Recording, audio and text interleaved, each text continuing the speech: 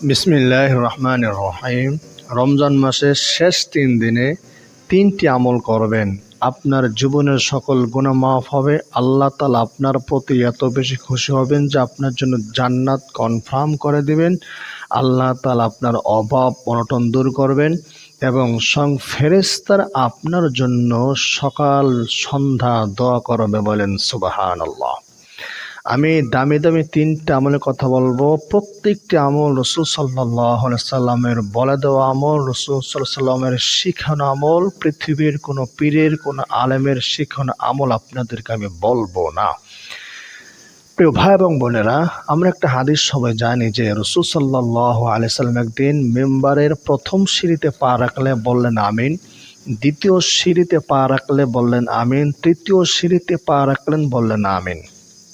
সাহাবা একরামগণ জিজ্ঞাসা করলেন, ইয়া রাসূলুল্লাহ, আপনি এমন তো কখনো বলেন নাই, 3 সিঁড়িতে পা রাখলেন 3 বার আমিন বলছেন, এমন দৃশ্য তো কোনোদিন আপনার কাছ থেকে আমরা শুনিনি, দেখিনি।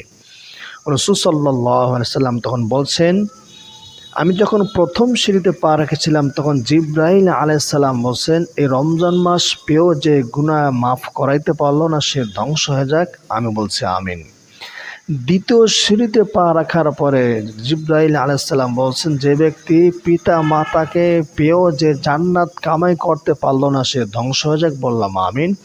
তৃতীয় সিঁড়িতে পা রাখার সময় জিবরাইল আলাইহিস সালাম বললেন, আপনার নাম শুনে যে দুরূদ পড়বে না সে ধ্বংস হয়ে যাক। আমি বললাম আমিন। তাহলে এই হাদিসে বোঝা গেল, রমজান মাস পাওয়ার পরও যদি আমার গুনাহ মাফ না হয়, আমি যদি আল্লাহ পাকের কাছ থেকে গুনাহ মাফ করায় নিতে না পারি, আমি বরবাদ হয়ে গেছি। আমি রমজান মাসে রোজা রাখলাম কিন্তু আগের মতো আবার গুনাহ করেছি, তাহলে আমার রোজা তো কবুল হয় নাই। আল্লাহ তাআলা রোজা কেন দিয়েছেন? রোজার মূল জিনিসটা কি? রোজার মূল জিনিস কিন্তু না খেয়ে থাকা নয়, যে সারাদিন না খেয়ে থাকলাম রোজা রাখলাম, এটার নাম কিন্তু রোজা নয়। রমজান, এটাকে বলা হয় রমজান মাস। রমজান মানে জ্বালায়া দেওয়া, পোড়াইয়া দেওয়া, গুনাহগুলোকে পুড়ে ছারখার করে দেওয়া হলো রমজান মাস। তো আল্লাহ তাআলা রমজান মাসে রোজা দান করেন গুনাহ থেকে মুক্ত থাকার জন্য, গুনাহ মাফ পাওয়ার জন্য রমজান মাসে রোজা দান করেন।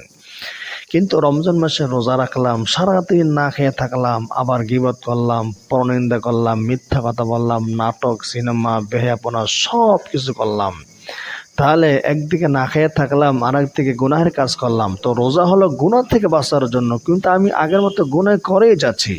তাহলে আপনি বলেন, আপনি কি রোজা রাখছেন না না খেয়ে থাকছেন? আমরা তো সবাই না খেয়ে থাকছি, রোজা তো আর থাকছি না। রোজা রাখতে হলে এই পেটকে যেমন খানা পিনা থেকে মুক্ত রাখতে হয়, এই জবানকে, এই চোখকে, অঙ্গ প্রত্যঙ্গ এবং কলবকে গুনাহ থেকে পবিত্র রাখতে হয়, দূরে রাখতে হয়, তাহলেই কেবলমাত্র রোজা হয়। আর এমন রোজাদারদের রোজা আল্লাহ তাআলা কবুল করেন, এমন রোজাদারদেরকে আল্লাহ তাআলা মাফ করিয়ে দেন। প্রিয় ভাই এবং বোনেরা, রমজান মাস শেষ প্রান্তে চলে এসেছে। আমরা যেভাবে রোজা রাখার দরকার ছিল সেভাবে রাখতে পারি নাই। এখন আমরা কি করব? 3টা আমল বলবো। 3টা আমল যদি করতে পারি, আল্লাহ তাআলা অতীতের সব রোজা কবুল করবেন, সামনে 3টা রোজা কবুল করবেন ইনশাআল্লাহ। 1 নম্বর আমল হলো আস্তাগফিরুল্লাহ, বেশি বেশি করিয়া পড়া। আস্তাগফিরুল্লাহ। আল্লাহ সুবহানাহু ওয়া তাআলা বলেন, ফাকুলতু আস্তাগফিরু রাব্বাকুম ইন্নাহু কানা গফারা।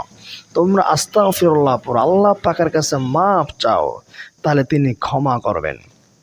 আমরা নামাজের পরে 3 বার আস্তাগফিরুল্লাহ পড়ি, আস্তাগফিরুল্লাহ, আস্তাগফিরুল্লাহ, আস্তাগফিরুল্লাহ। এর অর্থ হলো, নামাজের যেমন নামাজ পড়ার দরকার ছিল তেমন নামাজ পড়তে পারি নাই, এই জন্য আমরা আল্লাহ পাকের কাছে মাপ চাই।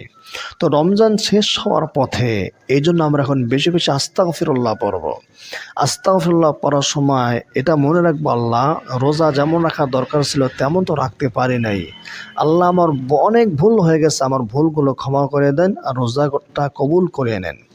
এই জন্য আমরা আস্তাগফিরুল্লাহ বেশি বেশি করে পড়ব। আস্তাগফিরুল্লাহ বেশি বেশি পড়লে আল্লাহ তাআলা ওয়াদা করছেন গুনাহ মাফ করবেন। 2 নম্বর ওয়াদা করছেন আল্লাহ তাআলা বৃষ্টি দান করবেন। 3 নম্বর ওয়াদা করছেন আল্লাহ তাআলা সম্পদ দান করবেন।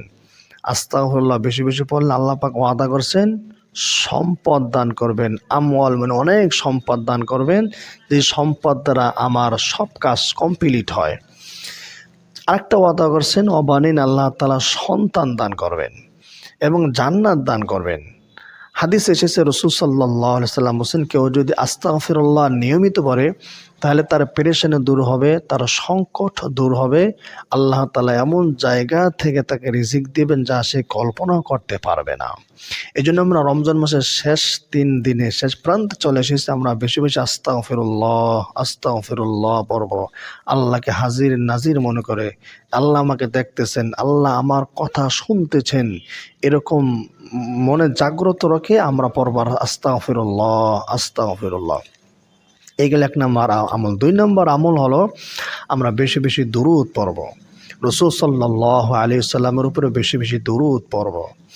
রাসূল সাল্লাল্লাহু আলাইহি ওয়াসাল্লাম বলেছেন, কেউ যদি 5 মিনিট দুরূদ পড়ে তাহলে ফেরেশতা তার জন্য 5 মিনিট দোয়া করে। কেউ যদি 10 মিনিট দুরূদ পড়ে ফেরেশতা তার জন্য 10 মিনিট দোয়া করে। কেউ যদি সারাদিন দুরূদ পড়ে তাহলে ফেরেশতা তার জন্য সারাদিনই দোয়া করে। সুবহানাল্লাহ, এটা কিন্তু হাদিসের কথা।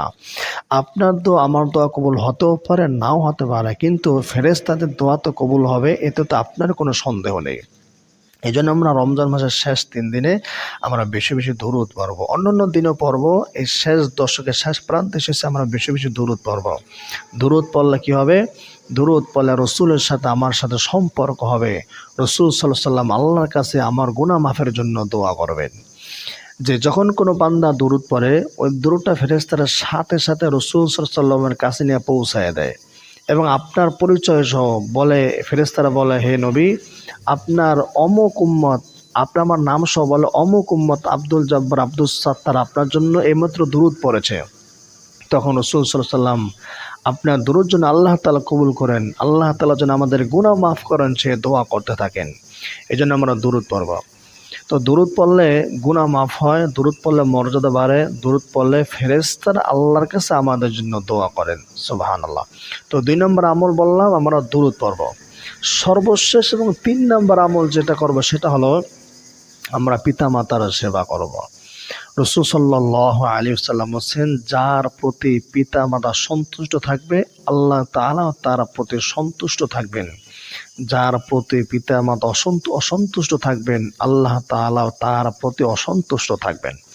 এজন্য আমরা এই পিতামাতাকে হাদিয়া দিব, পিতামাতাকে উপহার দিব, তাদেরকে খুশি রাখার চেষ্টা করব এই রমজান মাসের শেষ 3 দিনে। যদি পিতামাতা খুশি হয়ে যায়, আল্লাহ তাআলা খুশি হয়ে যাবেন, আর আল্লাহ তাআলা খুশি হলে তিনি আমাদেরকে জান্নাত নিশ্চিত করে দেবেন ইনশাআল্লাহ। এই 3টা আমলের কথা বললাম সংক্ষেপে। এই 3টা আমল আল্লাহ তাআলা আমাদেরকে সুন্দরভাবে করা তৌফিক দান করুন, বলুন আমিন।